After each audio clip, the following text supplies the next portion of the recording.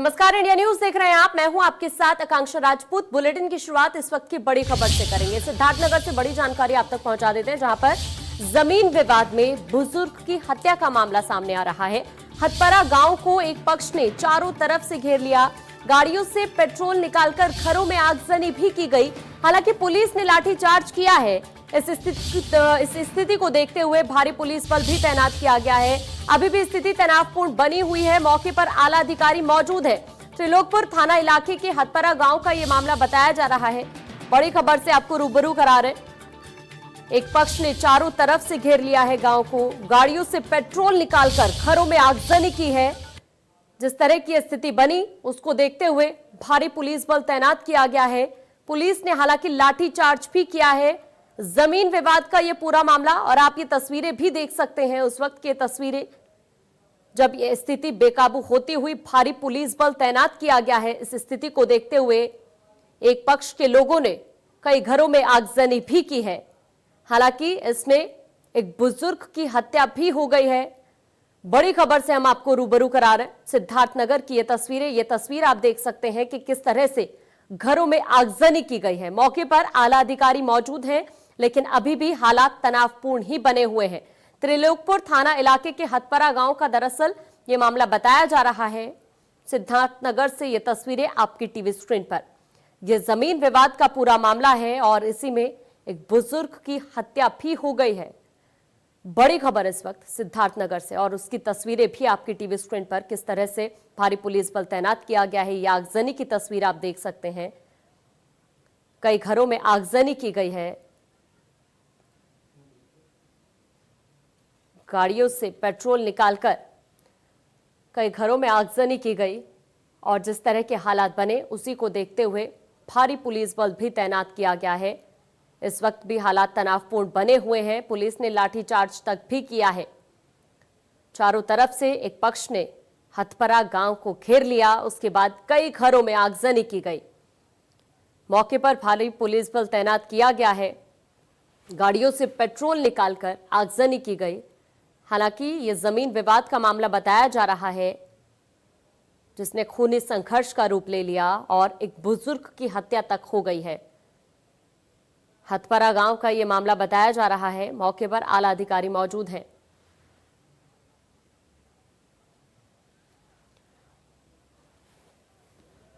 और ज्यादा जानकारी के लिए हमारे साथ हमारे संवाददाता विक्रांत जुड़ चुके हैं। विक्रांत, फिलहाल क्या हालात बने हुए हैं गांव में? कोई जानकारी आपके पास विस्तार से आप बताएं। जी, पहले तो मैं पूरा मामला बता दूं। ये मामला त्रिलोकपुर थाना क्षेत्र के हथपरा गांव का है। यहाँ काफी दिनों से दो पक्षों में जमीन का विवाद चल रहा था, लेकिन स्थानीय तहसील प्रशासन ने जो इस पे है जिम्मेदारी ना निभाते हुए मामले को लटकाए रखा, जिससे कि कल यह मामला बहुत उग्र हो गया। एक पक्ष ने दूसरे पक्ष पे लाठी डंडा फरसा से प्रहार किया, जिसमें एक 65 वर्षीय वृद्ध की मौत हो गई। उसके बाद आज फिर लोगों ने गांव में ही आगजनी कर दिया, आगजनी का रूप दे दिया, जिससे स्थिति बहुत ही तनावपूर्ण हो गई। हालांकि जिले के आला अफसर तो पहुंच गए, लेकिन भीड़ को छितिर बितिर करने के लिए लाठीचार्ज भी करना पड़ा। जी बिल्कुल, और तस्वीरें भी हम लगातार दर्शकों को दिखा रहे हैं किस तरह से भारी पुलिस बल तैनात है। लेकिन इस वक्त क्या हालात बने हुए हैं? कितने लोगों के घायल होने की खबर है? क्योंकि जानकारी है एक बुजुर्ग की हत्या तक हो गई है। आज जिस तरीके से कल बुजुर्ग की हत्या हुई थी धर्मराज की, उनके ही परिवार के 8 लोग काफी चोटिल हुए थे, जिनका जिला अस्पताल में इलाज चल रहा था। और आज जो पूरा मामला हुआ उसमें जब भीड़ हटाई गई तब जाके माहौल कुछ शांत हुआ। चलिए, शुक्रिया विक्रांत आपका तमाम जानकारी पहुंचाने के लिए। उधर कन्नौज जिले में अपराध बेकाबू हो चला है। ताजा मामला सदर कोतवाली के हौदापुरवा गांव में देखने के लिए मिला है। यहां सिरफिरे युवक ने अपनी पत्नी और सास की बेरहमी से हत्या कर खून से लथपथ शरीर को 25 फीट ऊंचाई से नीचे फेंक दिया और फिल्मी स्टाइल में कोतवाली जाकर अपने गुनाह को कबूल कर लिया। डबल मर्डर की वारदात से इलाके में सनसनी के साथ पुलिस महकमे में हड़कंप मच गया। पुलिस आरोपी से पूछताछ करने में जुटी हुई है और शुरुआती पूछताछ में आरोपी ने हत्या के पीछे घरेलू कलह बताया है।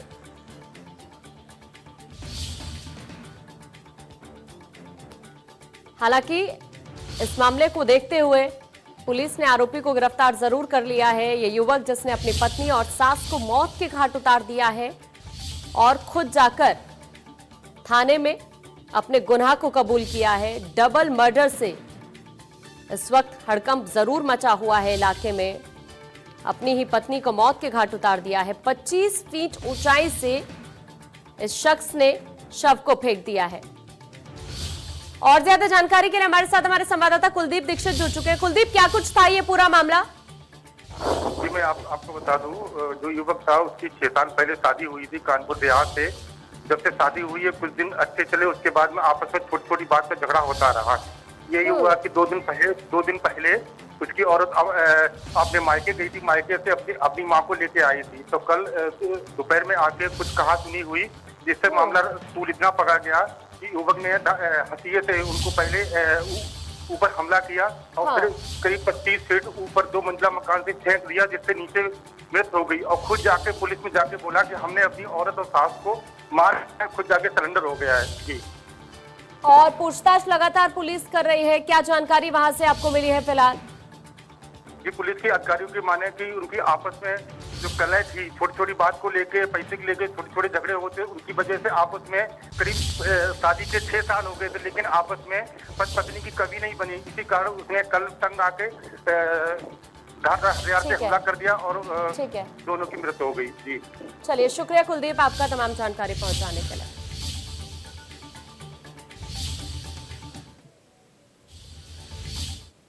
उधर आगरा के एसएन मेडिकल कॉलेज की जूनियर डॉक्टर योगिता गौतम की हत्या के मामले में उस वक्त नया मोड़ आ गया जब डॉक्टर योगिता गौतम की पोस्टमार्टम रिपोर्ट में सामने आया कि शरीर से 3 गोलियां निकली हैं, क्योंकि हत्यारे डॉक्टर विवेक तिवारी ने अपने इकबालिया बयान में यह कहा था कि उसने योगिता की हत्या गला दबाकर और चाकू मारकर की थी। पोस्टमार्टम रिपोर्ट आने के बाद जब हत्यारे डॉक्टर की बात झूठी साबित हुई तो पुलिस ने दोबारा उससे पूछताछ की और उस पूछताछ में सामने आया कि डॉक्टर योगिता की हत्या उसने गोली मारकर की थी। उस हथियार को उसने फेंक दिया। अब पुलिस उस आला कत्ल की बरामदगी के लिए लग गई है।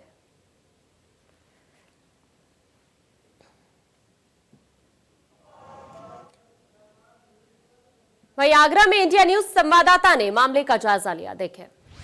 आगरा एसएन मेडिकल कॉलेज की जूनियर डॉक्टर योगिता गौतम की हत्या के मामले में एक नया मोड़ आ गया है। जिस प्रकार से पोस्टमार्टम रिपोर्ट सामने आई है तो योगिता गौतम के शरीर में 3 बुलेट्स निकली, यानी गोली मारकर उसकी हत्या की गई थी। जो हत्यारा डॉक्टर था विवेक तिवारी, उसने अपने इकबालिया बयान में यह कहा था कि उसने पहले गला दबाया, उसके बाद चाकू से गोदकर उसकी हत्या कर दी। लेकिन पोस्टमार्टम रिपोर्ट आने के बाद पुलिस ने दोबारा से उससे पूछताछ की तो उसने बताया कि गोली मारकर ही उसने डॉक्टर योगिता गौतम की हत्या की और जो आला कत्ल यानी पिस्टल है उसको फेंक दिया।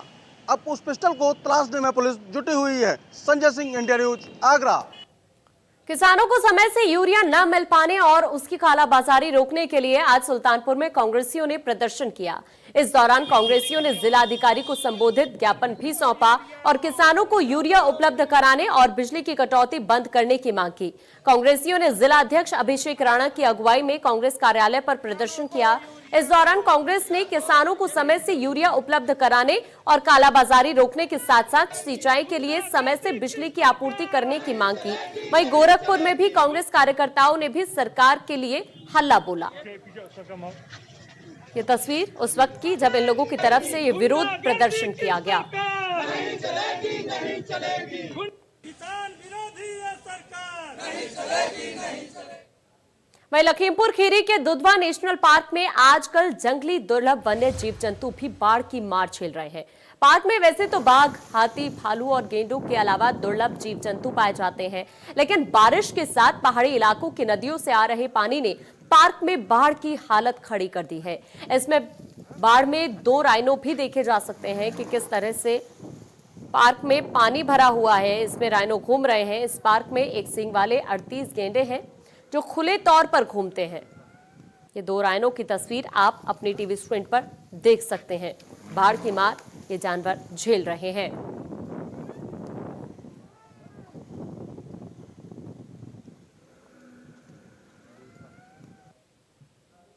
वहीं कानपुर में बिकरू कांड से जुड़ी हुई इस वक्त की बड़ी जानकारी हम आप तक पहुंचा देते हैं। दरअसल जय वाजपेयी के पुलिस गठजोड़ का खुलासा किया गया है। जय के मकान में अवैध रूप से 3 पुलिसकर्मी रह रहे थे। सीओ नजीराबाद की छापेमारी में यह बड़ा खुलासा हुआ है। जय के मकान में रहने वाले तीनों पुलिसकर्मी सस्पेंड भी किए जा चुके हैं। उप निरीक्षक राजकुमार थाना कर्नलगंज सस्पेंड किए गए। उप निरीक्षक उस्मान अली थाना अनवरगंज पर कार्रवाई की गई। उधर उप निरीक्षक खालिद थाना रायपुरा को भी सस्पेंड इस मामले को लेकर किया गया है। विकास दुबे वाले मुकदमे में जय वाजपेयी उसका साथी है जो उस मुकदमे में जेल में है और उसके अन्य साथियों के खिलाफ गैंगस्टर एक्ट के तहत भी कार्रवाई की गई है। मुकदमा कायम है जिसमें उनके अन्य साथियों पे इनाम भी डिक्लेयर किया गया है और उनकी गिरफ्तारी का प्रयास किया जा रहा है। लेकिन कुछ सूत्रों से संज्ञान में आया था कि अभी भी कुछ पुलिसकर्मी जो उसका एक मकान है उसमें किराए पर रह रहे हैं। इसी को देखते हुए छापेमारी करवाई गई, वहां तस्दीक किया गया तो 3 पुलिसकर्मी वहां 3 सब इंस्पेक्टर वहां रहते हुए मिले।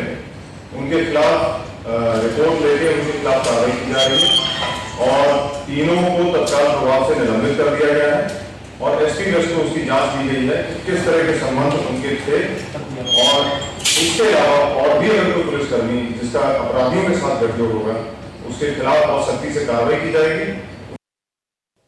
वहीं वाराणसी में बीएचयू में 9वें दिन भी छात्रों का सत्याग्रह जारी है। प्रवेश परीक्षा रद्द करने की मांग को लेकर इनकी तरफ से सत्याग्रह किया जा रहा है।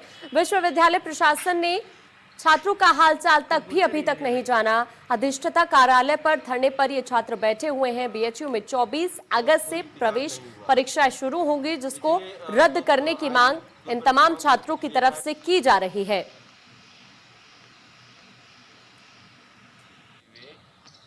परीक्षाओं की तिथियां घोषित कर प्रतापगढ़ के कंदई थाना इलाके में बेखौफ दबंग कार्यवाहक प्रधान और उसके भाई को गोली मार दी गई।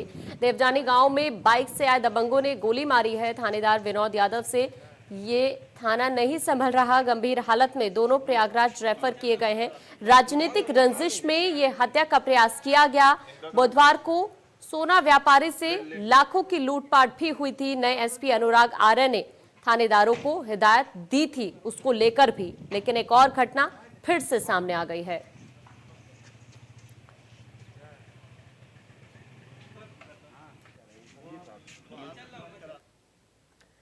गोंडा में एक बार फिर से मां की ममता तार तार हुई है। जहां एक नवजात बच्ची को जन्म देते ही एक कलयुगी मां ने बच्ची को मौत के मुंह में फेंक दिया। मामला श्री राम नर्सिंग होम के पीछे का है, जहां एक नवजात बच्ची को एक अज्ञात महिला ने उसके जन्म के बाद श्री राम नर्सिंग होम के पीछे की झाड़ियों में छोड़ दिया। जिसकी सूचना मिलते ही बड़गांव चौकी के पुलिसकर्मी वहां पहुंचकर इस मामले की सूचना चाइल्ड केयर के प्रदीप जायसवाल को दी। जिसके बाद वहां पहुंचे चाइल्ड केयर टीम ने बच्चे को महिला चिकित्सालय में इलाज करने के लिए भर्ती करवाया, जहां नवजात बच्ची की स्थिति डॉक्टर की देखरेख में सामान्य इस वक्त बनी हुई है। या अल्लाह पाक रहम करे। या अल्लाह पाक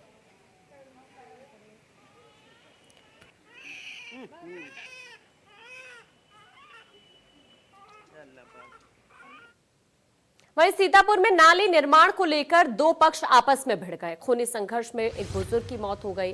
हालांकि एक पक्ष ने निर्माण रोकने की बात की थी, हथियारों से ताबड़तोड़ हमला किया गया है।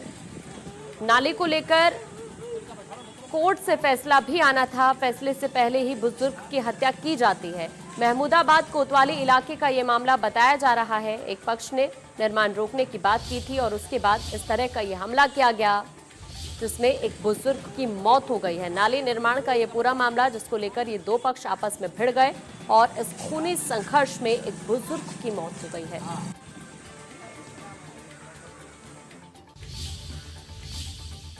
वहीं बुलंदशहर में बच्चे के अपहरण की कोशिश नाकाम हो गई। दरअसल बदमाशों के हाथ से बच्चा छूटकर भाग निकला। डस्टर गाड़ी में सवार ये अज्ञात बदमाश थे। हालांकि पिता की सूचना पर भारी पुलिस बल मौके पर पहुंचा। बच्चे के पिता सीआरपीएफ में मध्य प्रदेश में तैनात है। नगर कोतवाली क्षेत्र के चांदपुर की यह घटना बताई जा रही है।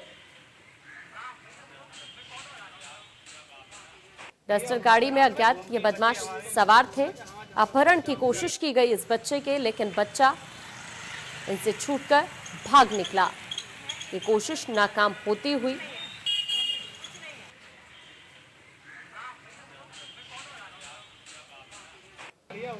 वहीं मैनपुरी में सपा नेता हरवीर सिंह प्रजापति ने जहरीला पदार्थ खा लिया। उनकी हालत खतरे से बाहर है फिलहाल। हरवीर सिंह पर सपा के संरक्षक मुलायम के पोते पूर्व सांसद तेज प्रताप यादव ने फेसबुक आईडी को हैक करने का आरोप लगाया था। इसके बाद पार्टी ने सपा जिला सचिव हरवीर सिंह प्रजापति को पार्टी से बाहर का रास्ता दिखा दिया। पार्टी से निकाले जाने के बाद हरवीर सिंह ने कहा कि पूर्व सांसद तेज प्रताप यादव के खिलाफ कोई आरोप नहीं है, वो लोगों को केवल उकसाते हैं। पार्टी का निष्कासन कोई समस्या नहीं, जांच के बाद पार्टी वापस ले लेगी। मानसिक पीड़ा थी मुझे, जो लोग आए दिन पार्टी के खिलाफ षड्यंत्र करते हैं, जिसके चलते हरवीर सिंह ने जहरीला पदार्थ खाया था।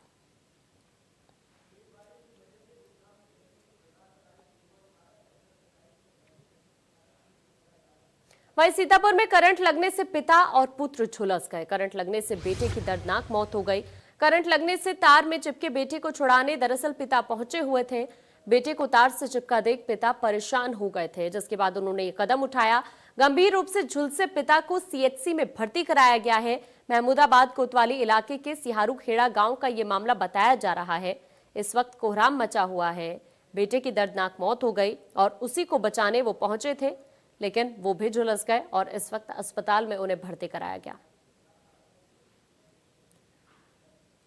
गाजियाबाद नगर निगम कार्यालय में कार्यरत रहे कर्मचारी पर अवैध रूप से मकान बनाने का आरोप है। 100 गज का मकान अठला इलाके में बनाया गया था, जहां पर नगर निगम की टीम पहुंची। जोनल अधिकारी के निर्देशन में मकान को बुलडोजर से ध्वस्त करवा दिया गया।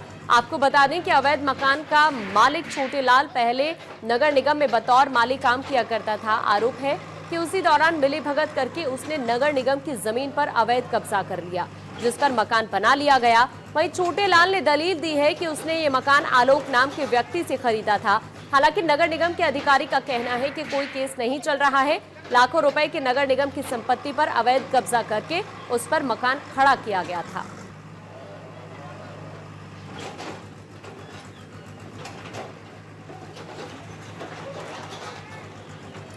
जोनल अधिकारी की तरफ से ये कार्रवाई की गई है।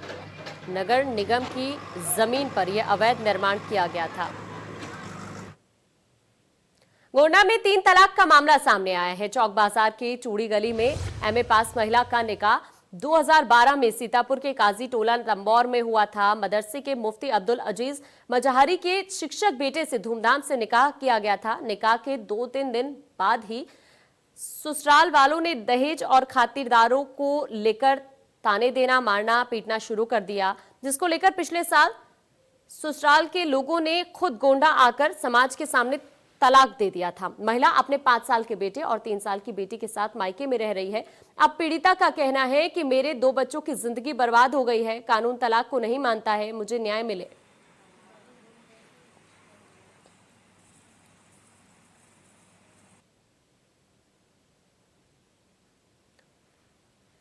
देवरिया सदर सीट से बीजेपी के दूसरी बार विधायक रहे जन्मेजय सिंह का गुरुवार देर रात लखनऊ में हार्ट अटैक से निधन हो गया। उनकी उम्र 75 साल थी। रात में लखनऊ स्थित आवास पर उनकी तबीयत खराब होने पर उन्हें पहले सिविल अस्पताल ले जाया गया था।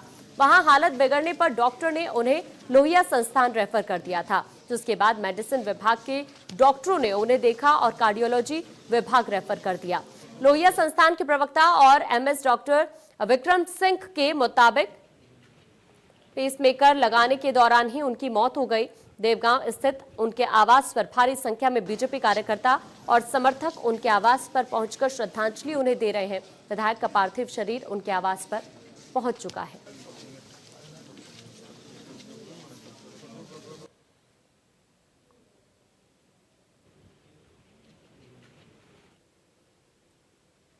गाजियाबाद की शालीमार गार्डन इलाके में एक मरा हुआ बड़ा चमगादड़ मिला, जिसे देखकर लोगों में दहशत का माहौल है।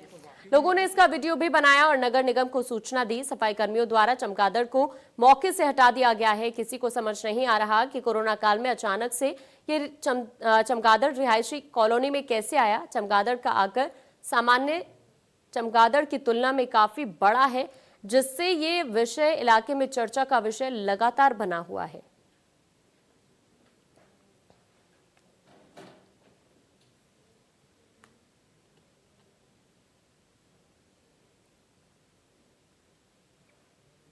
वहीं गाजियाबाद में लोनी पुलिस ने टॉप 10 बदमाशों में से एक सुरेंद्र उर्फ चिड़िया को गिरफ्तार कर लिया है। बदमाश पर दर्जनों लूट, हत्या और डकैती के मुकदमे दर्ज थे। इसकी गिरफ्तारी पुलिस के लिए काफी अहम मानी जा रही है। सुरेंद्र उर्फ चिड़िया नाम का ये बदमाश लंबे समय से फरार चल रहा था। इसने अपने नाम के आगे चिड़िया इसलिए लगाया था क्योंकि इसे लगता था कि ये पुलिस के हाथ कभी नहीं आएगा और पुलिस की आंखों में धूल झोंक कर उड़ता रहेगा। लेकिन पुलिस ने चिड़िया की गिरफ्तारी करके उसे पिंजरे यानी सलाखों के पीछे भेज दिया है। पुलिस को उम्मीद है कि चिड़िया के पकड़े जाने से आपराधिक वारदातों में जरूर कमी आएगी।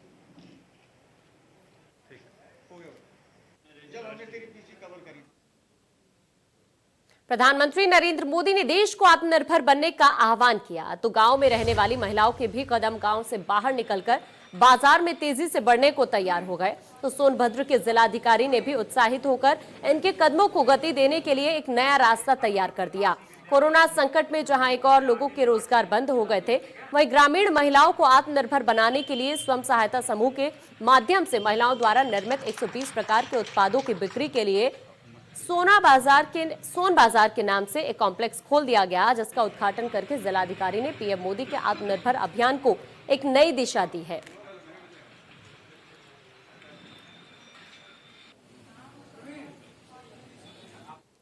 सोनभद्र से इंडिया न्यूज संवाददाता विवेक श्रीवास्तव ने महिलाओं से खास बातचीत की है। लॉकडाउन के दौरान बेरोजगारी को दूर करने के लिए सोनभद्र के जिलाधिकारी ने एक सोन बाजार की व्यवस्था की है, जहां पर समूह की महिलाओं को सशक्त बनाने के लिए उनके प्रोडक्ट को मार्केट में लॉन्च करने के लिए एक ऑनलाइन बाजार की सुविधा भी दी गई है इनको, ताकि ये सशक्त हो सके और इनका जो प्रोडक्ट है वो मार्केट में बिक सके। आज जिलाधिकारी ने सोन बाजार का उद्घाटन किया है। हमारे साथ समूह की महिलाएं हैं, इनसे जानते हैं कि कितना फायदा मिला है इस व्यवस्था से और कितनी सशक्त हुई हैं। क्या नाम है आपका? सुशीला सर। इस व्यवस्था से कितना फायदा है आपको? फायदा है सर, हम लोग के बहुत फायदा है।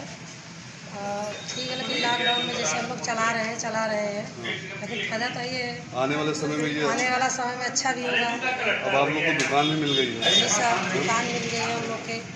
आने वाला समय में हम लोग बढ़ा रहे हैं इसको, के बढ़ाकर कुछ आगे बढ़ाएं। हाँ। क्या फायदा है इस सोन बाजार से आपको? आप लोग अभी तक नया काम चालू किए हैं सर। 2 महीने से काम चालू किए हैं। मसाला वसाला का काम हम लोग समूह में मिल करके करते हैं।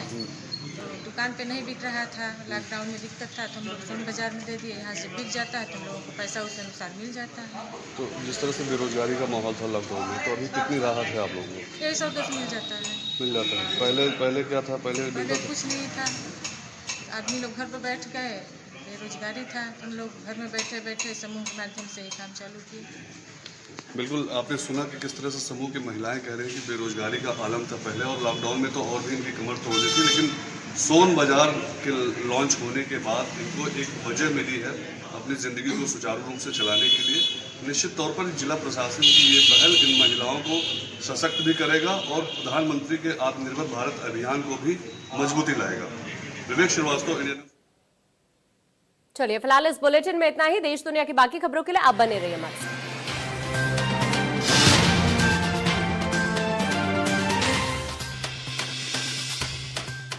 इस स्वतंत्रता दिवस पे इंडिया को स्टाइल करने के लिए तैयार है इंडिया का सबसे बड़ा